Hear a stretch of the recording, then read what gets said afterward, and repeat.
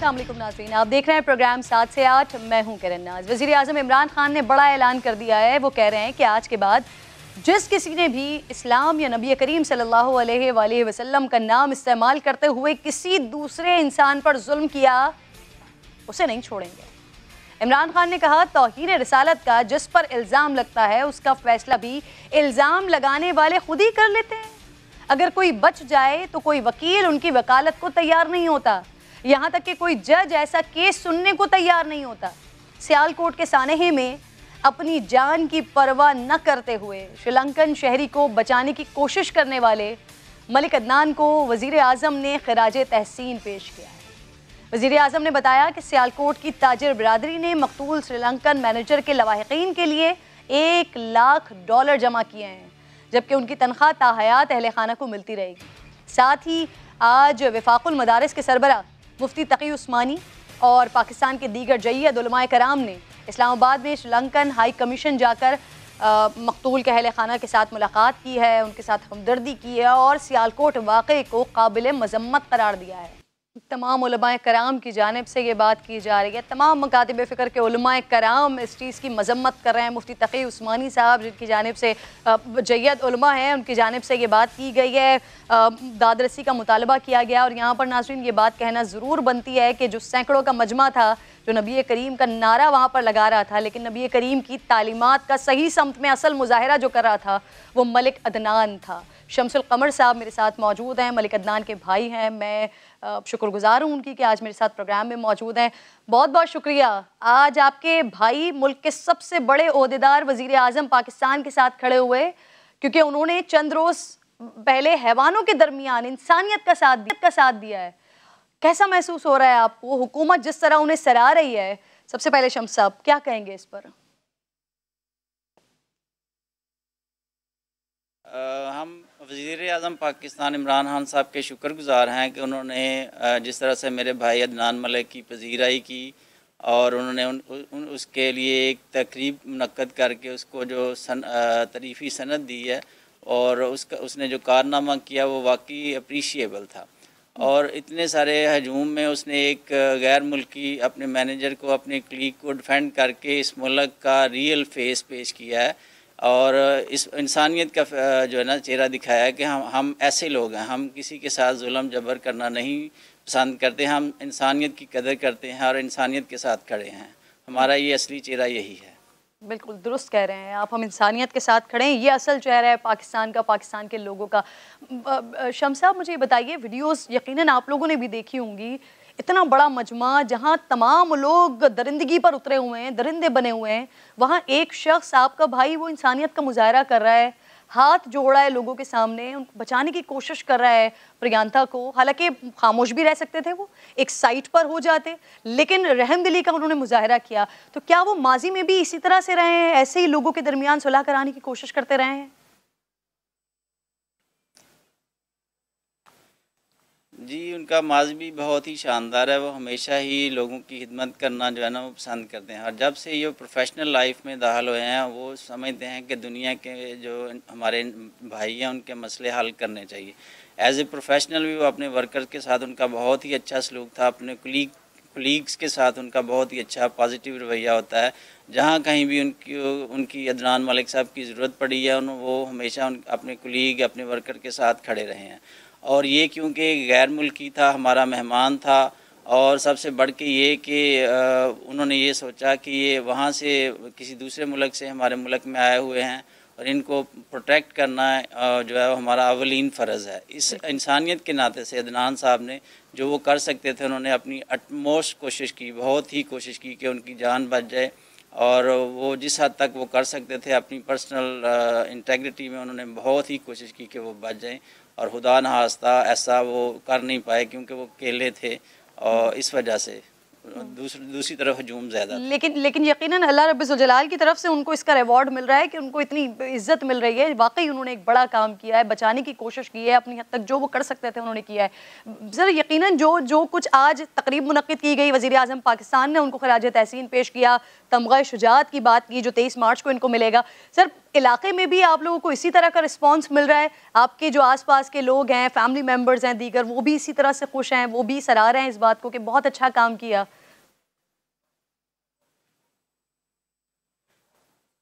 अच्छा काम कहीं भी आप करेंगे ना, इस मुल्क में कहें करें, इस मुल्क से बाहर करें, अच्छा काम अच्छा ही होता है और इंसानियत के लिए किया हुआ काम कभी भी नहीं भूलता है। अदनान मलिक साहब ने इंसानियत को बचाने के लिए काम किया और वो वाकई ही अप्रीशिएबल है। और जो मुल्क के पाकिस्तान के वज़ीर आज़म इमरान खान साहब ने किया है वो उससे भी बढ़ के हम उनको खराज तहसीन पेश करते हैं। उन्होंने हम अदनान मलिक साहब के लिए एक तकरीब पुरवकार तकरीब मुनक्कद करके उनकी हौसला अफजाई की है कि अगर यूथ जो है ना वो इंसानियत के लिए काम करेगी, इस मुल्क की सलामती के लिए काम करेगी, तो हमारे मुल्क के वज़ीर आज़म पाकिस्तान इमरान खान साहब उनको ना सिर्फ इनकरेज करेंगे बल्कि उनके साथ खड़े हैं। उन्होंने ये वाज़िया पैगाम दिया है हम जैसे यूथ को कि आप सही डायरेक्शन में, पॉजिटिव डायरेक्शन में जाएं ताकि मुल्क का इमेज, मुल्क का जो रियल इमेज है ना वो उसको हम इंटरनेशनल लेवल पे पेश बहुत बहुत प्यारी बात आप कर रहे हैं। अच्छा सर, क्योंकि हर जगह पर इस तरह की ज़हनियत ज़रूर मौजूद होती है, तो इस वाक़े के बाद किसी किस्म की कोई धमकी वगैरह तो नहीं मिल रही है आप लोगों को, फैमिली को परेशान करने की कोशिश या अदनान को परेशान करने की कोशिश? अभी तक तो ऐसा कोई मसला नहीं, लेकिन हमारे मुल्क की जो एग्जेक्टिव है वो हमारे साथ खड़ी है। हमें आकर उन्होंने यकीन दहानी कराई है कि अगर आपको किसी किस्म का कोई मसला हो तो आप हमसे रब्ता कर सकते हैं। और वैसे भी हम समझते हैं कि ऐसा पहले तो कोई ऐसा मसला होगा नहीं, क्योंकि एग्जेक्टिव हमारे मुल्क की जो एजेंसीज़ हैं वो हमारे साथ खड़ी हैं और अल्लाह ना करे कि कोई ऐसा वाक़या पेश हो, लेकिन अभी तक हमें कोई ऐसी इस तरह की कोई थ्रेट किसी तरह से अल्लाह का लाख लाख शुक्र है। अच्छा, मैं कुछ प्रियंका के हवाले से भी बात करना चाह रही थी, क्योंकि ऑब्वियसली अदनान और प्रियंका दोनों आपस में कॉलीग थे, उसी कंपनी में अदनान प्रोडक्शन मैनेजर थे, तो कभी ऐसा हुआ, ताल्लुक कैसा था अदनान का इनके साथ? आपके घर कभी प्रियंका का आना जाना हुआ, उनकी फैमिली का? क्योंकि यूजुअली कोई तकरीब होती है तो कॉलीग्स आपस में आते जाते हैं एक दूसरे की फैमिलीज़ में। बहुत ही अच्छा तल्लक था, बहुत ही अच्छा तल्लक था अदनान और प्रियंका साहब का। और क्योंकि हमारे घर भी वो आ जाते थे, जब मेरे वाला साहब की इस दुनिया से रुखसत फरमा गए तो प्रियंका साहब उस हमारा जो वो था ना रिलीजियस, उनका जो जनाजा था वो उसमें शिरकत करने आए। और जब कभी भी उनको ज़रूरत पड़ती किसी अच्छी घर का खाने की, तो वो अदनान साहब को कहते तो मेरे लिए यार सुबह अपनी मामा से कहना कि घर का खाना लेते आए। तो ये एक सिलसिला चलता जा रहा था, इतना अच्छा रिलेशन था कि अदनान साहब ने इससे पहले उस फैक्ट्री में किसी ने एक दूसरे को हाथ भी नहीं लगाया। अदनान साहब का और उनका बहुत ही अच्छा रिलेशन था जो इतने सालों से चला आ रहा था, और प्रोफेशनल, दोनों प्रोफेशनल थे, इसलिए एक दूसरे को लाइक करते थे। अच्छा, अब ये भी बताइएगा कि क्योंकि मेहमान थे, पिछले 11 साल से पाकिस्तान में काम कर रहे थे, अपनी फैमिली के साथ थे, तो कभी इस टॉपिक पर उनसे बात हुई हो, यहाँ के बारे में, यहाँ के लोगों के बारे में प्रियंका क्या राय रखते थे, कभी अगर बात हुई हो तो? बहुत ही पॉजिटिव थे, वो कहते थे बहुत अच्छे लोग हैं यहाँ पे, लेकिन अपने प्रोफेशन में बहुत स्ट्रिक्ट थे, लोगों से काम करवाना जानते थे। इस लिहाज से वो कहते थे जनरली आम पब्लिक तो बहुत ठीक है, लेकिन जो प्रोफेशनल जो वर्कर्स हैं ना वो जब उन पे सख्ती की जाए तो वो काम उस तरह से नहीं करते जिस तरह से वो उनको कहते थे कि हार्ड वर्क किया जाए।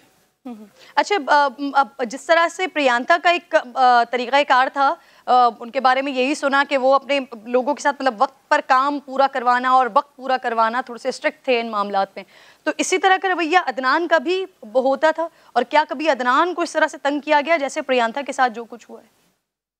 जी, अदनान का भी ऐसा ही रवैया है। अदनान भी बहुत स्ट्रिक्ट है, अपने प्रोफेशन के साथ बहुत सिंसियर है। वो ये नहीं, वो कहता है कि जो रिज़्क़ हलाल है ना वही हमें कमाना और वही खाना चाहिए। रिज़्क़ हलाल का मतलब ये है कि टाइम पे जाओ, टाइम पे अपना जो आपकी ज़िम्मेदारियाँ उनको कंप्लीट करने की कोशिश करो। अदनान भी अपने प्रोफेशन में बहुत स्ट्रिक्ट है। बहुत बहुत शुक्रिया शम्सुल कमर साहब, रात मौजूद थे। बड़ी खूबसूरत आपने बात की है कि वज़ीर आज़म पाकिस्तान जिस तरह से खराज तहसीन पेश कर रहे हैं, जिस तरह से हौसला अफजाई कर रहे हैं, तो ये यूथ के लिए बड़ा ज़बरदस्त पैगाम है कि अगर आप इंसानियत का मुजाहरा करते हैं तो आपकी रियासत की जानिब से, वज़ीर आज़म पाकिस्तान की जानिब से भी आपकी हौसला अफजाई की जाती है। शम्सुल कमर साहब, बहुत बहुत शुक्रिया, प्रोग्राम में साथ मौजूद थे। आगे बढ़ी नाज़रीन, मुल्क में महंगाई ऑब्वियसली उरूज पर है, लेकिन आवाम से हमदर्दी रखने की दावेदार PDM फौरी तौर पर अभी लॉन्ग मार्च करने को तैयार नहीं है। महंगाई के खिलाफ मार्च 23 मार्च को होगा। मौजूदा मसाइल पर 4 माह बाद एहतजाज की वजह समझ से बालातर है, लेकिन बहरहाल फैसला कल के इजलास में हो चुका है। आज स्टीयरिंग कमेटी का इजलास हुआ है जिसमें मार्च की हिकमत अमली तय हुई है। असद उमर साहब पहले ही धमकी दे चुके हैं कि पीडीएम इस्लामाबाद आई तो कुट पड़ेगी, जिस पर आज तर्जुमान पीडीएम हाफिज हमदुल्ला साहब कह रहे हैं कि हम इस्लामाबाद आएंगे, असद उमर रोक कर दिखाएं, महाजाराई के जिम्मेदार नहीं है, तलवार का मुकाबला तलवार से होगा। फैसले डिले क्यों हो रहे हैं, क्यों मार्च में जाकर ये लॉन्ग मार्च होगा जब आवाम को अभी ज़रूरत है इन सारी चीज़ों की, इस पर बात करने के लिए अली गौहर साहब मेरे साथ मौजूद हैं, पाकिस्तान मुस्लिम लीग नून के रहनुमा। बहुत बहुत शुक्रिया सर आपके वक्त का। आज स्टीयरिंग कमेटी के इजलास में क्या लाए अमल तय हुआ है अली साहब? मार्च का आगाज कहाँ से होगा, किस सूबे से कितने लोग आ रहे हैं सर, डिसाइड हो गया? बिस्मिल्लाहिर्रहमानिर्रहीम। देखें, पीडीएम एक तहरीक का नाम है और आपने देखा है कि पीडीएम ने पूरे पाकिस्तान में जो तहरीक चलाई उसका असल मकसद पाकिस्तान में कानून और आइन की हुक्मरानी है और ये एक जद्दोजहद है जो पाकिस्तान में आइन की और जमहूरियत की सही रूह बहाल करने के लिए ये कोशिश की जा रही है। आपने इसमें देखा कि बेशुमार जलसे हुए, इसमें महंगाई के ख़िलाफ़ प्रोटेस्ट भी हुए और इसकी मोटिवेशन अल्हम्दुलिल्लाह मैं तो समझता हूँ कि बहुत ज़्यादा अच्छे रिज़ल्ट आए, हमारी तवक्को से भी अच्छे आए।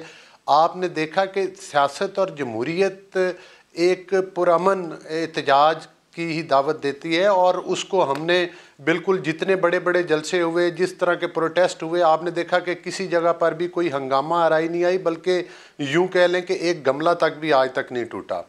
इसी पुरअमन एहतजाज को और इसी जद्दोजहद को इंशाअल्लाह पीडीएम जारी रखे हुए है और ये सिलसिला चलता रहेगा। और आपने देखा कि जो ज़िमनी इलेक्शन हुए थे उसमें तकरीबन 90% जो इलेक्शंस हैं वो इक़्तिदार पर बरजमान एक गैर जमहूरी जो हुकूमत है उसके ख़िलाफ़ वो कामयाब रहे और उन्होंने सीटें हारी, हुकूमत ने सीटें हारी। बल्कि जो ज़िमनी इलेक्शन एक हुआ जिसमें 12 सीटों पर तकरीबन था उसमें से 11 सीटें हारी। फिर आपने पंजाब में बिलखसूस कंटोनमेंट बोर्ड का वो वाला डेंट तो आप नहीं लगा सके ना सर। ऑलमोस्ट 2 साल होने वाले हैं पीडीएम को, आज तक आप लोग इस बात पर एक नहीं हो पाए कि इस्तीफा देना है, लॉन्ग मार्च करना है। लॉन्ग मार्च सर नहीं हो पाया है। पीपल्स पार्टी के इस्तीफों के मामले को लेकर ये डिले होता रहा, फिर वो अलग हो गई। अब मुस्लिम लीग नून भी इस्तीफों के ऊपर राजी नहीं है। मौलाना फजल रहमान साहब बज़िद हैं कि इस्तीफे देने हैं। सर यहाँ पर फिर एक डेडलॉक हमें दिखाई देता है। तो जब पीडीएम के अंदर ही इतने इख्तिलाफात होंगे तो फिर आप लोग इस तहरीक को लेकर आगे कैसे बढ़ेंगे? और वो जो जिस डेंट की आप बात कर रहे थे वो कैसे लगा पाएंगे सर? देखें, डेंट तो इस हुकूमत ने पाकिस्तान की मईशत पर डाल दिया है, डेंट इस हुकूमत ने पाकिस्तान की सियासत पर डाल दिया है। आप देख लें कि पाकिस्तान के जितने भी मुक़्तदर हल्के हैं जिन्होंने इस हुकूमत को पाकिस्तान के अवाम का वोट का हक छीन के पाकिस्तान पर मुसल्लत किया, इस कठपुतली हुकूमत को, आज आप देख लें कि इसके बावजूद ये हुकूमत डिलीवर नहीं कर पाई। असल चीज़ तो इनकी नाक़िस कारकर्दगी है, क्योंकि जब आप नाअहल और नालायक लोगों को इक़्तिदार पर बरजुमान जो है वो चोर दरवाजे के ज़रिए करेंगे तो फिर मईशत का भी यही हाल होगा और सियासत का भी यही हाल होगा। लेकिन इसमें काबिल ज़िक्र ये बात है कि देखें, इस्तीफ़ों का ऑप्शन आज भी मौजूद है और वो पीडीएम मुनासिब वक्त पर जब अगर लॉन्ग मार्च शुरू हो गया तो फिर इंशाअल्लाह ताला इस्तीफ़े भी आएंगे। लेकिन ये सियासत है, इसमें आपको पता है हर हिकमत अमली एक इख्तियार करनी पड़ती है कि जिस वक्त जिन चीज़ों की ज़रूरत होती है वो उस मौजू वक़्त पर की जाती हैं। और आपने बिलखसूस देखा कि जब पीपल्स पार्टी से इख्तलाफात हुए तो वो भी यही थे कि उन TORs पर वो अमल नहीं किया जा रहा था पीपल्स पार्टी की तरफ से जो पीडीएम के प्लेटफॉर्म के ऊपर तय हुए थे। और एक सेनेट इलेक्शन में आपने देखा कि उन्होंने एक वैसे लॉन्ग मार्च पर एतराज नहीं है, क्योंकि जब से आप लोगों ने लॉन्ग मार्च की बात करना शुरू की है तब से आए रोज वज़रा ये कहते रहते हैं कि आ जाएं, वेलकम करेंगे। अभी वजीर दाखिला साहब कह रहे हैं कि तारीख पे एतराज है, क्योंकि यू नो कि 23 मार्च को परेड होता है, पाकिस्तान डे होता है। सर तारीख आगे पीछे कर लें आप लोग।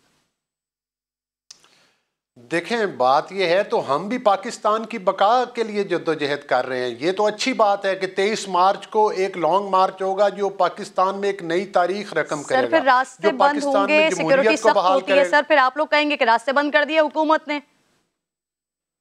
नहीं, रास्ते तो बंद करने ही नहीं चाहिए। पहले 23 मार्च को कब रास्ते बंद होते हैं? और हमने रास्तों पर ही जाना है। रास्ते पाकिस्तान की आवाम के लिए हैं।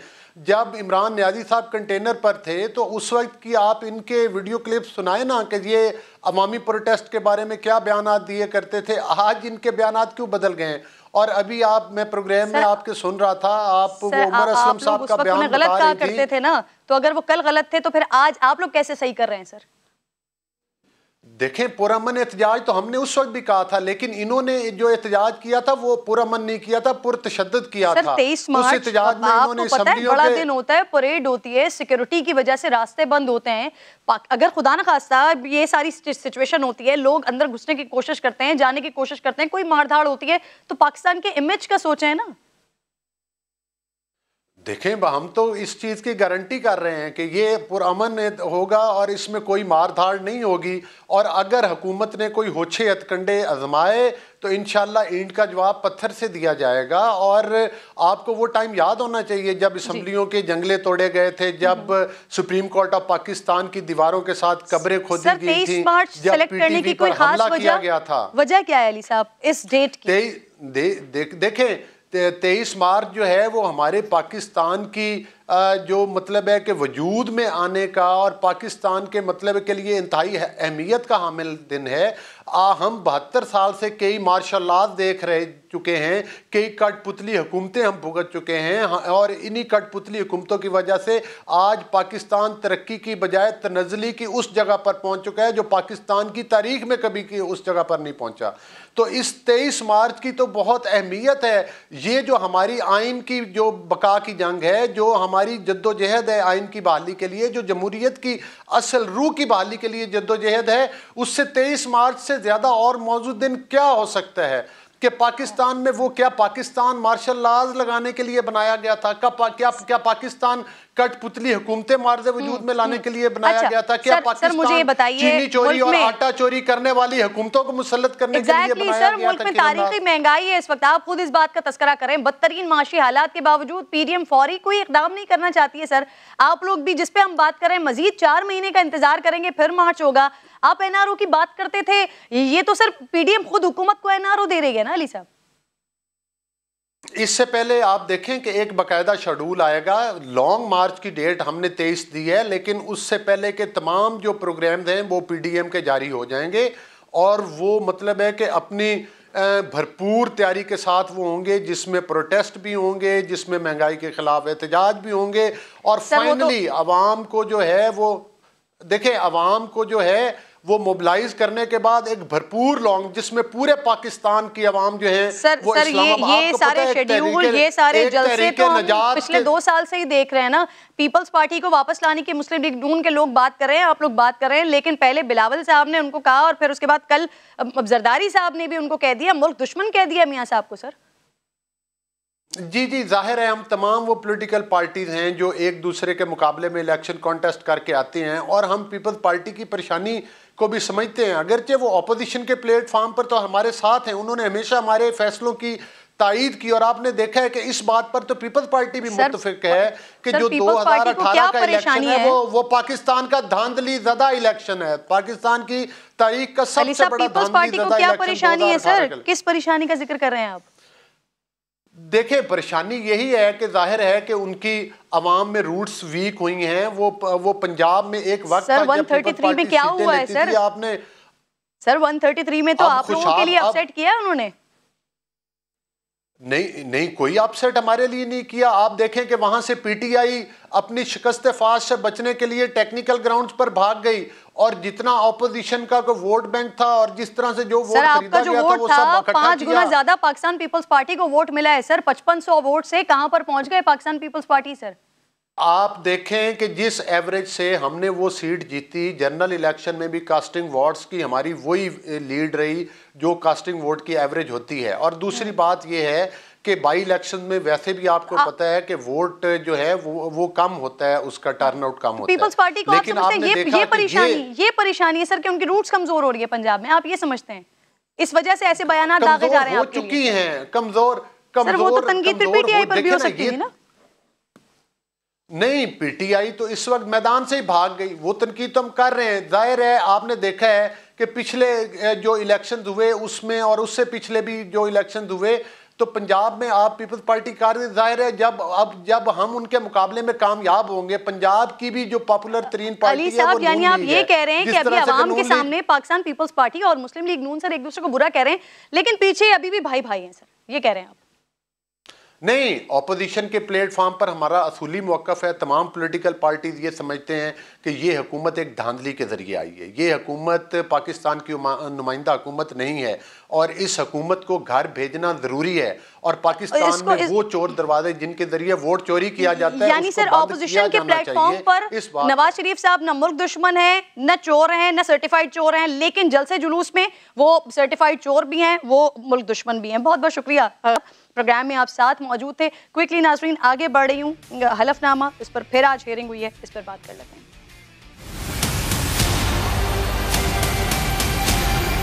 एजेंसियां मेरे पीछे हैं, रोज गाड़ी पीछे होती है, रोज गाड़ी पीछे होती है। कोई मैसेज भी दिया गया या फिर मैसेज भी दिया गया? आपको कोई मैसेज भी मिला? धमकी कोई नहीं देखी मैंने, धमकी कोई नहीं देखी मैंने। इस्लामाबाद हाई कोर्ट में साबिक चीफ जज राना शमीम के खिलाफ तौहीन अदालत केस की समाअत हुई तो राना शमीम ने असल बयान हल्फी जमा ही नहीं करवाया और सिर्फ शो कॉज का जवाब दिया, जिस पर अदालत ने हुक्म दिया कि अगर राना शमीम ने पीठ तक असल बयान हल्फी जमा नहीं करवाया तो फर्द जुर्म आयद कर दी जाएगी। नाज़रीन, राना शमीम ने अदालत से बरतानिया जाकर बयान हल्फी लाने की इजाज़त मांगी, जिसे मुस्तरद कर दिया गया।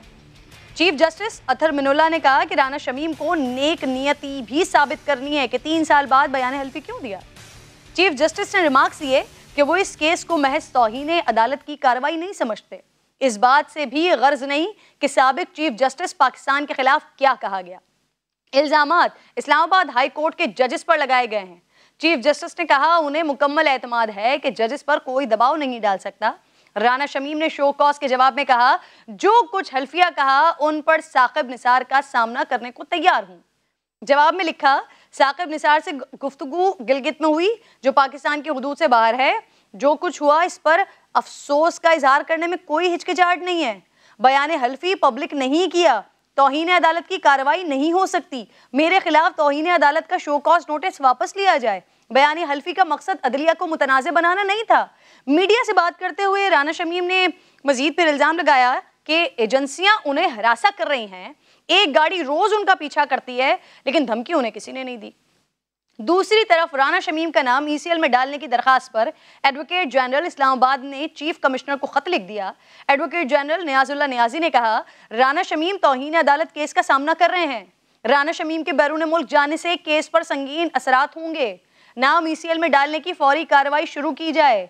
अब देखते हैं हुकूमत इस पर क्या फैसला करती है। इस पर बात करने के लिए मेरे साथ राना शमीम के साहबजादे अहमद हसन प्रोग्राम में ज्वाइन कर चुके हैं।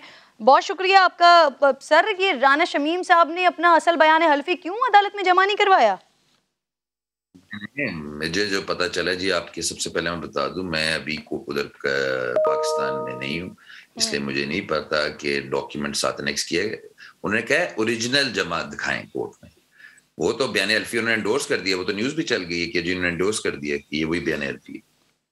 अच्छा सर, आप भी लंदन में और असल बयान हल्फी भी वहीं पर ही है, तो आपके वालिद साहब यहाँ से बरतानिया जाने की इजाजत तलब कर रहे हैं बयान हल्फी के लिए, आप क्यों नहीं ले आते सर? जी मैं एक लॉयर हूँ, advocate supreme court of Pakistan हूँ, पोस्टमैन नहीं। पोस्टमैन नहीं है सर, उनके साहबजादे तो है ना? नहीं जी मैं लॉयर हूँ। अभी मैं जब प्रोफेशनल ड्यूटीज अलग होती हैं, सनली ड्यूटीज अलग होती हैं, अगर वो मुझे साइन करते तो बिल्कुल मैं चला जाता, लेकिन मेरे वाले साहब ने मुझे कोई ऐसा बोला साइन नहीं। अटॉर्नी जनरल ने खत भी लिखा था आपके वालिद को जिसमें कहा गया था कि बयान हल्फी पाकिस्तानी हाई कमीशन लंदन को दें। किसी भी किस्म के अभाम से बचने के लिए हलफनामा सरेब मोहर लिफाफे में हाई कमीशन लंदन को भेजा जाए। इस पर ही अमल कर लेते। देखें जी, वो एक तजवीज़ थी, वो कोई अटॉर्नी जनरल साहब कोई कोर्ट तो है नहीं, उन्हें एक तजवीज़ दी थी, हमारी मर्जी हम उसे माने। सर इस्लामाबाद हाई कोर्ट में जो जवाब जमा करवाया गया है उसमें कहीं हाई कोर्ट के जज का नाम नहीं है, तो क्या असल बयान हल्फी में भी उनका कोई जिक्र नहीं है? मैंने देखें जी, हम लोग लॉयर्स हैं, हम इसका नाम नहीं लिखते कि जवाब में, वो एफिडेविट में लगा हुआ है ना, तो दैट सेल्फ एक्सप्लेनेटरी एफिडेविट में क्या लिखा हुआ है।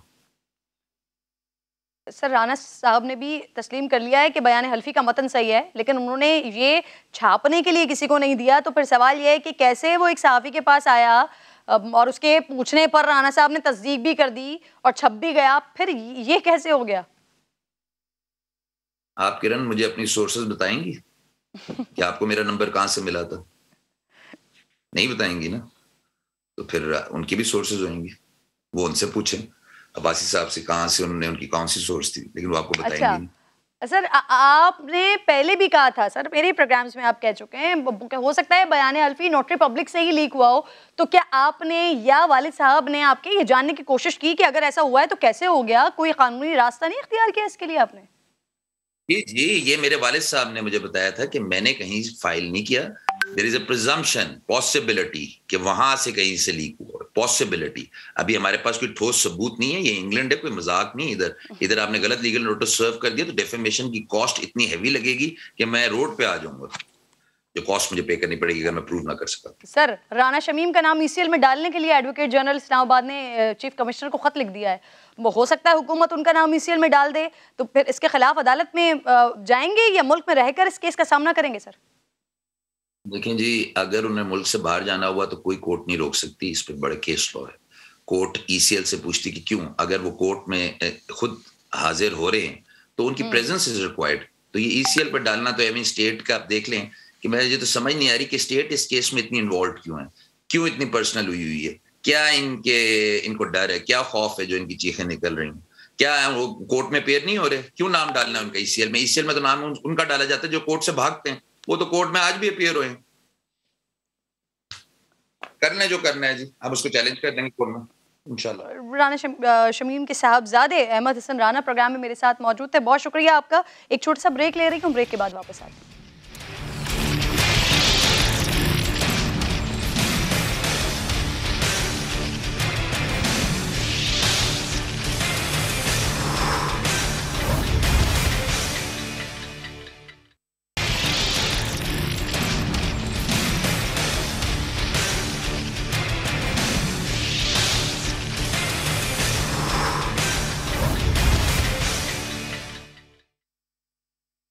प्रोग्राम में एक बार फिर खुशामदीद कहती हूँ नाज़रीन। सिंध हुकूमत के लोकल गवर्नमेंट तरमीमी एक्ट के मुसवदे पर गवर्नर सिंध के एतराज़ात सामने आए। एक्ट दोबारा गौर के लिए असम्बली भेज दिया गया है। गवर्नर साहब के मुताबिक मेयर का इंतखाब शो ऑफ हैंड से होता है। नए एक्ट से मेयर का इंतखाब खुफिया रायशुमारी से होगा। खुफिया रायशुमारी से हॉर्स ट्रेडिंग में इजाफा होगा। नए निज़ाम के तहत कोई भी इलेक्शन लड़े बगैर मेयर मुंतखब हो सकता है। बल्दिया उज़्मा कराची के पास जो भी टूटा फूटा टैक्स का निज़ाम था वो भी ले लिया गया है। केएमसी के पास जो अस्पताल थे वो भी ले लिए गए हैं। इस पर बात करने के लिए नादिर गबूल साहब पाकिस्तान पीपल्स पार्टी से मेरे साथ मौजूद हैं। मैं आपकी शुक्रगुजार हूं सर, गवर्नर एतराज़ लगाकर वापस कर दिया है सर, तो अब क्या करेंगे? क्या इस पर कुछ तरमीम करेंगे या एज इट इज़ ये बिल दोबारा असेंबली से पास करवाएंगे? सर क्या करेंगे? देखिए, गवर्नर साहब ने तो इसलिए इसको वापस किया क्योंकि पीटीआई को अपनी मौत नजर आ रही है, और जो कराची में उनको बड़े बड़े उन्होंने वादे किए थे कि कराची को तब्दील करेंगे और 1100 अरब रुपए देंगे, जब वो नहीं दे सके तो उनको पता चल गया इलेक्शंस होंगे तो उनको बहुत करना पड़ेगा। जिस तरह से कैंटोनमेंट उनकी जो अपनी सीट थी ये सीबीसी वाली, तो इस वजह से पार्टीज हैं चाहे एमक्यू हो जाए, इनको सिर्फ ये है कि यही एमक्यूएम जब मुशर्रफ के दौर में यही तकरीबन निज़ाम होता था, टाउन नाजिम्स का निज़ाम होता था, तब तो इनको पसंद था। अब क्या इनको इशू है? जब वसीम अख्तर साहब मेयर थे उनका सारा यही रोना होता था कि उनके पास इख्तियारात नहीं है। तो अभी तो हम नहीं को तैयार हैं। ये जो हमने एक्ट लाया है इसके तहत जो टाउन नाजिम्स होंगे उनके पास का माजी बताता है सर, जब भी खुफिया रायशुमारी होती है पैसा चलता है, हॉर्स ट्रेडिंग होती है। सर आपने ये वाला ऑप्शन क्यों रखा? देखिए, फिर तो आप जो जनरल इलेक्शंस होते हैं, जो एक आम वोटर जैसे आप भी वोट देने जाती होंगी, तब आप भी जाके फिर दिखा के अपना ठप्पा लगा के फिर वोट का इंतराज कराएं। वोट का मतलब मकसद ही ये होता है कि आप अपने ईमान के तहत, अपने जहन के तहत आप वोट करें। ये नहीं कि आप किसी के प्रेशर में आके, अगर ओपन बैलेटिंग होगी जिस तरह से ये तजवीज़ दे रहे हैं, तब तो ये लोग प्रेशर टैक्टिक्स प्ले करेंगे। अगर फॉर एग्जांपल अगर पीटीआई कोई ऐसे शख्स को नॉमिनेट करे मेयर के लिए जो कि उनके अपने टाउन नाजिम्स को मंजूर ना हो या वो नहीं समझते हो कि वो इतना अहल है। सर एक चीज क्लियर कर दीजिएगा, आज तक जितने भी मेयर बने हैं और स्पेशली पीपल्स पार्टी के मेयर जो इंटीरियर सिंध में बने, सारे प्रेशराइज्ड मेयर थे सर? प्रेशर हुआ उनको? नहीं, देखें ऐसी बात नहीं है। वो जो माजी का सिस्टम है उससे भी इनको तकलीफ थी कि जो पावर था वो सेंट्रलाइज था। अब जो पावर है वो हम निचले लेवल तक हम ले जाना चाह रहे हैं। ये लोग कह रहे हैं कि हम मेयर को और मजीद इख्तियार उससे लेना चाह रहे हैं। ऐसी बात नहीं है। हम जो है ग्रास रूट लेवल तक, हम टाउन कमिटीज, टाउन नाजिम्स तक हम इख्तियारात देना चाह रहे हैं, ताकि फिर बाद में किसी को ये शिकायत ही नहीं हो ना कि उसके पास पावर्स नहीं है। आप ये सोचें कि इतना बड़ा एक हम इकदाम उठा रहे हैं कि जो रेवेन्यू कलेक्शन है, जो प्रॉपर्टी टैक्स कलेक्शन है, वो भी मैं बेसिकली नादिर साहब मैं यही समझना चाह रही हूँ कि ये शो ऑफ हैंड की शिक निकाल कर खुफिया राय शुमारी से ये सारे के सारे जो मुंतकिल करने हैं अपने इख्तियारात ग्रास रूट लेवल तक, ये कैसे हो जाएंगे, ये समझा दें मुझे। देखिए, अगर इनको रिजर्वेशंस हैं तो हमने तो अभी भी ओपन रखा है प्लेटफॉर्म डिस्कशन के लिए। हम इमरान खान के ऊपर हम डिक्टेटर का तरीके से हम पास करवा ले असेंबली से। हम तो अभी भी कह रहे हैं कि आप आएं, बैठें तो हमारे साथ बात तो करें। जो इश्यूज हैं वो बैठ के हम रिजॉल्व कर लेंगे। अब गवर्नर साहब ने अगर वापस किया है इस बिल को, तो गवर्नर साहब ने दावत भी दी है चीफ मिनिस्टर साहब को। अब चीफ मिनिस्टर साहब ने इसको अना का इशू तो नहीं बनाया, या पाकिस्तान पीपल्स पार्टी ने इसको अना का इशू तो नहीं बनाया। इंशाल्लाह सीएम साहब जाएंगे, बैठेंगे गवर्नर साहब के साथ, डिस्कस करेंगे, और उसी तरह से हम एमक्यूएम को, पीएसपी को, एएनपी को, जितनी भी पार्टीज हैं उनको दावत दे रहे हैं, आए बैठे हमारे साथ। ठीक, बहुत बहुत शुक्र कर रहे हैं। आप आए, बैठें, डिस्कस करें, बात करें। शर्मिला फारूकी साहिबा साथ मौजूद हैं और इसी बात पर बात करने के लिए, क्योंकि आज गवर्नर साहब की और वज़ीर आला साहब की मुलाकात हुई है, तो उस मुलाकात में क्या डिस्कस हुआ है, बात कहाँ तक पहुंची है। शर्मिला, अस्सलाम वालेकुम, कहाँ तक पहुंची बात, क्या हुई है आज मीटिंग में, क्या डिस्कस हुआ है? कोई कानून में तब्दीली का इम्कान है कुछ? जी, आपकी आवाज बहुत दूर से आ रही है, मैं सुन नहीं पाई आप क्या कह रही हैं। शर्मिला, अब आपको मेरी आवाज आ रही है? आज जो मीटिंग हुई है वज़ीर आला साहब की, गवर्नर साहब की जो मुलाकात हुई है, उसमें क्या डिस्कस हुआ है? कोई तब्दीली का इम्कान है कानून में? देखिए, जहाँ तक बल्दियाती इंतखाबात के हवाले से जो तरमीम सिंध असेंबली में पास हुई हैं, उस हवाले से हमने पहले ये कहा था कि ऑपोजिशन की जानिब से जो तजवीज़ आई हैं हम उन पे बात करने के लिए तैयार हैं, और हम उस वक्त भी तैयार थे। लेकिन हुआ ये, अगर आपने असेंबली का सेशन वो देखा हो, तो ऑपोजिशन के मेंबरान वो तरमीम फाड़ के असेंबली से बाहर चले गए थे। अच्छा, ये भी कहा गया कि हमें बिल वक्त से नहीं मिला और हम तरमीम पेश नहीं कर पाए। हालांकि ये बात बिल्कुल गलत है, क्योंकि अगर वो बिल उनको वक्त से ना मिला होता और उन्होंने ना पढ़ा होता तो फिर वो तरमीम किस तरह पेश करते। उन्होंने तरमीम पेश करी थी, लेकिन वो अपनी ही तरमीम को असेंबली से पास कराने की बजाय वो असेंबली का हॉल छोड़ के चले गए।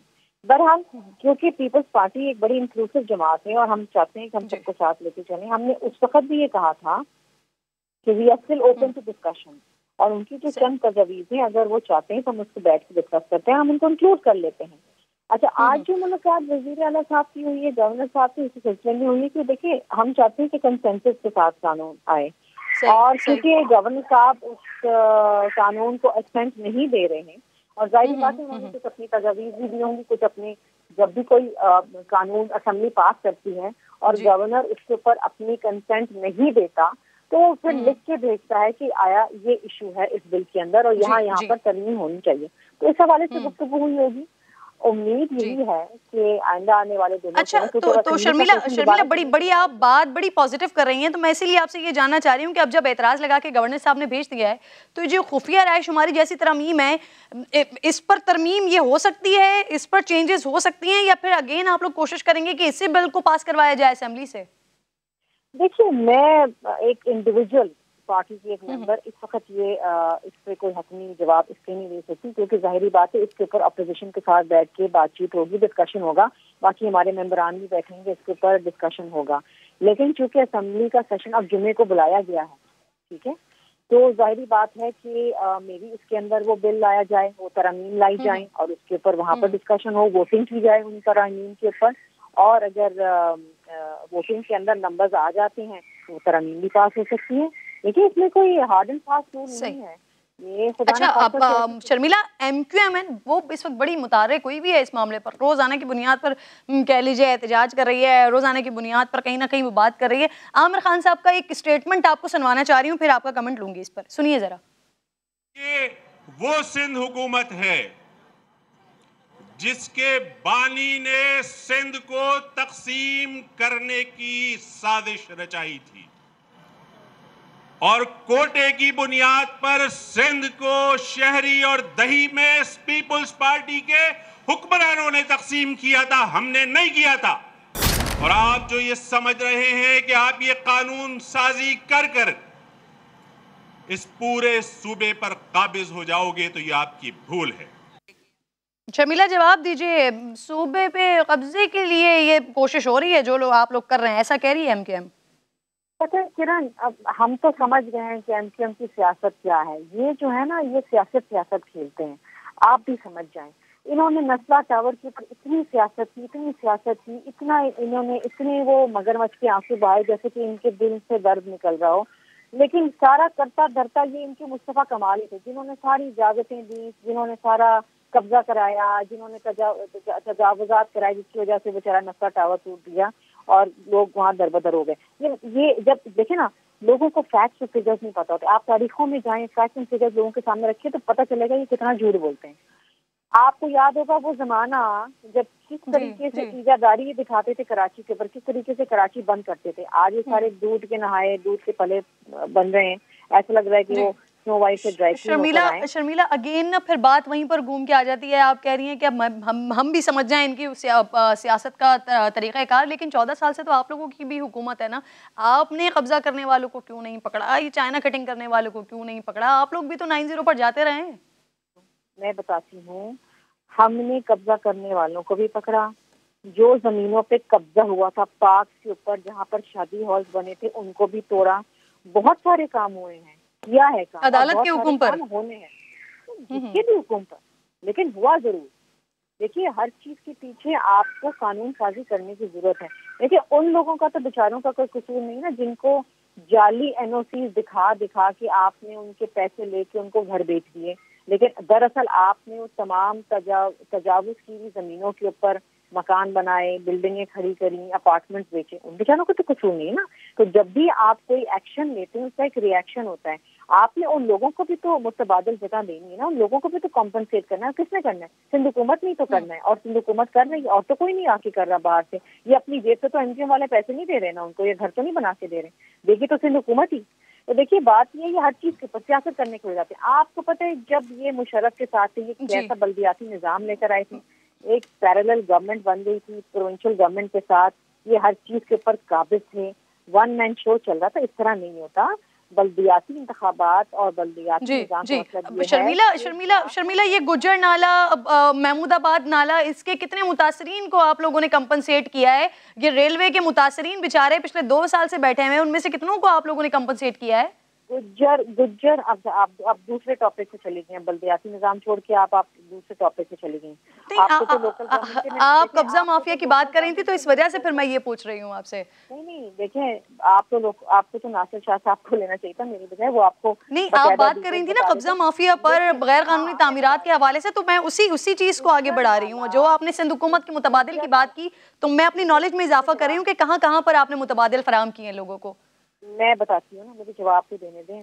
प्रोग्राम का टाइम आपका कम है, सवाल आप ज्यादा कर लेती हैं। मसला ये है कि जब गुज्जर नाला के ऊपर तजावुजात खत्म किए गए तो उसके ऊपर एक कमेटी बनाई गई, ठीक है, जिसमें वफाक के भी नुमाइंदे थे और सिंध हुकूमत के भी नुमाइंदे थे। कहा गया कि हमने तो ये तजवीज़ दी कि वफाक बराए मेहरबानी इनको मुतबादिल जमीन दे और घर बना के दे। वफाक ने कहा नहीं, हम नहीं देंगे, हम तो इनको 2 साल का किराया देंगे 15,000 रुपए महीने के हिसाब से। वो भी नहीं दिया वफाक ने। अब सिंध हुकूमत इसके ऊपर काम कर रही है। अब सिंध हुकूमत देखी, आप एक्सपेक्ट नहीं कर सकती किरण कि एक छोटे सूबे की एक हुकूमत जो है वो तमाम जितने तजावुजात हुए वो उनको यहाँ पर देखिए, वफाक को सामने आना चाहिए। वफाक के पास बड़े वसाइल होते हैं। कोई भी सूबा खुद अपने तहे हर चीज को, हर बंदे को कॉम्पनसेट नहीं कर सकता है। इसीलिए फेडरल गवर्नमेंट कहते हैं ना कि वफाक बड़ा भाई है, बाकी सूबे जो है वो छोटे भाई होते हैं। लेकिन फेडरल गवर्नमेंट जो है ना वो बिल्कुल हाथ उठा के बैठ गई, वो कहती है जो करे सिंध हुकूमत करे, पैसे हो ना हो। सही, बहुत शुक्रिया शर्मिला, इंटरव्यू आ गया, बहुत शुक्रिया आपका। क्विकली नाज़रीन, प्रोग्राम के आखिरी सेगमेंट की जाने बढ़ रही हूँ। एक शख्सियत को याद करते हैं, पहले देख लीजिए फिर बात। वक्त ज़ाला न कर सका जिनका, लोग ऐसे भी हमने खोए हैं। आज ही की तारीख और साल 2016 नाज़रीन, जिसकी आवाज़ पर पूरा मुल्क झूमता हो, हर मुहिब्बे वतन गुनगुनाने वाला जिसके नगमे गाता, हर आशिक़े रसूल सल्लल्लाहु अलैहि वसल्लम जिसकी नाते पढ़ता हो, जिसके अखलाक की गवाही बड़े से बड़ा शख्स देता हो। उसकी नागहानी मौत ने पूरी कौम को सोगवार किया। हवेलियाँ के करीब PIA का जहाज़ गिरा और दर्जनों मुसाफिरों के हमरा हमारे प्यारे जुनैद जमशेद भी अपनी अहलिया के साथ शहीद हो गए। ये एक ऐसा हादसा था जिसे याद करके आज भी दिल गमज़दा और आंख नम हो जाती है। दीन की खातिर अपनी दुनिया को, अपने फेम को, अपने वक्त को कुर्बान करने वाला एक ऐसा शख्स हमने खोया है जिसे अल्लाह ने शोबिस की चकाचौंध और करियर का उरूज और उसके दरमियान हिदायत का रास्ता दिखाया, जिसने रंगीनियों को छोड़कर नूर का इंतखाब किया, दीन की तबलीग, दरसो तदरीस, हम्द और नात खानी से रिश्ता जोड़ दिया। और फिर जो अल्लाह के लिए कुछ कुर्बान कर दे तो उसका रब भी उसे तन्हा नहीं छोड़ता। जुनैद भाई खुद बताते थे कि जब उन्होंने मौसीकी छोड़ी तो उनके जहन में एक ही सवाल था कि क्या इसके बाद भी इसी तरह उनके पास मद्दाहों का हुजूम हुआ करेगा। और फिर वही बताते थे कि जितना बड़ा हुजूम उन्हें मौसीकी छोड़ने के बाद देखने को मिला ना, इतना बड़ा हुजूम, शोहरत उन्हें उससे पहले नहीं मिली है। उन्होंने न सिर्फ खुद दीन के रास्ते का इंतखाब किया बल्कि उसकी तबलीग भी की। क्या खुशनसीबी है कि ज़िंदगी का आखिरी सफ़र भी एक तबलीगी दौरा था और जाए दफन भी एक मदरसा है। यकीनन अल्लाह वालों की ज़िंदगी भी शानदार होती है और उनकी मौत भी काबिल रश्क होती है। अल्लाह ताला उनकी मग़फ़िरत फरमाए। बात होगी आपसे कल। अपना ख्याल रखिए। अल्लाह ने के बाद।